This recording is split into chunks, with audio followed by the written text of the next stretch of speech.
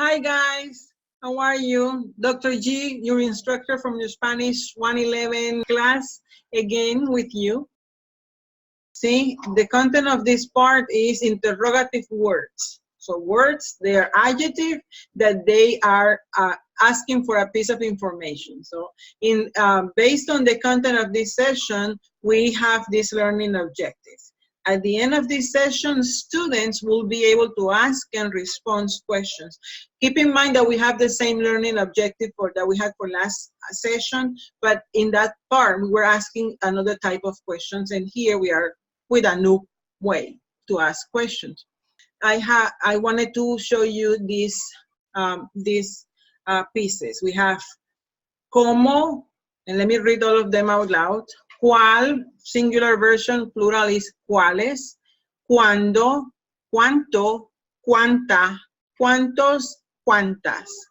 Dónde, de dónde, a dónde, por qué, quién, en plural version is quiénes, de quién, and de quiénes. See?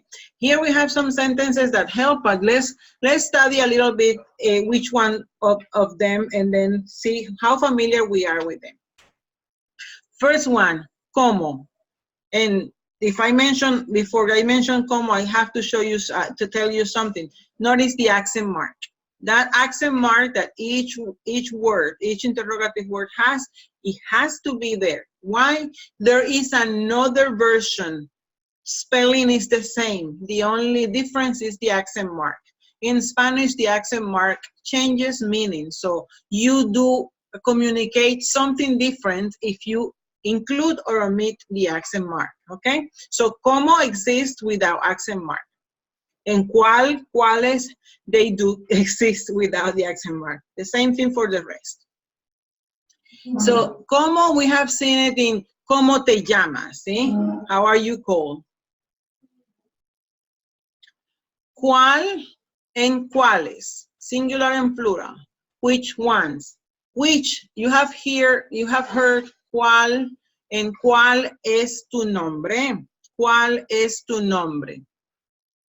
When think about this equation, when to differentiate cuáles from qué, because qué is what and cuál is what too, and you cannot choose any randomly. You have to understand what the difference is.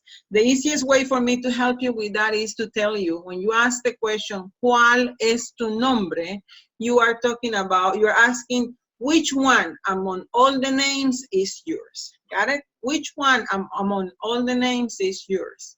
That's the equation that distinguishes one element from a group of options. Got it? Muy bien. So the next one is cuándo. It's asking for when. ¿Cuándo es tu clase de español? Remember that we ask, ¿a qué hora es la clase de español? Another way to ask is ¿cuándo es tu clase de español? ¿Cuánto? ¿En cuánta? ¿Cuántos? ¿En cuántas? ¿Cuántos estudiantes? Is it how many, how much one? We don't have two, we only have that one. ¿Cuánto for countable nouns and uncountable nouns? ¿Sí? ¿Dónde? Where? ¿Dónde hay una silla? ¿De dónde eres tú? ¿Dónde vives tú? Where? ¿A dónde? To where? ¿A dónde vas? Where are you going? ¿Por qué? ¿Por qué is separated means why, but when you respond because, it's the same spelling, one word instead of two, and no accent mark. And pronunciation changes too. ¿Por qué no hay clase hoy? Why is there no class today? Because, porque, no dice ¿por qué? Porque. Porque la profesora está enferma. ¿Sí? ¿Por qué?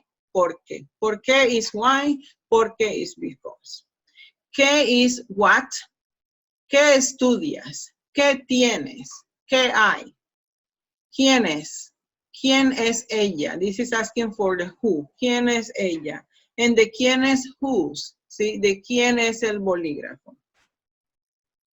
Chicos, Let's work on intonation. What happens on intonation when we talk about information questions? Well, it's not rising intonation, it's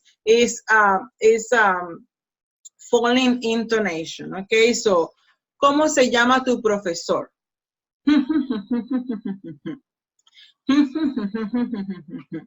¿Cómo se llama tu profesor? ¿Quién es? ¿Qué es esto? ¿Qué clase tienes ahora? ¿Cuál prefieres? ¿Cuál es la fecha de hoy? ¿Cuáles son los meses del año?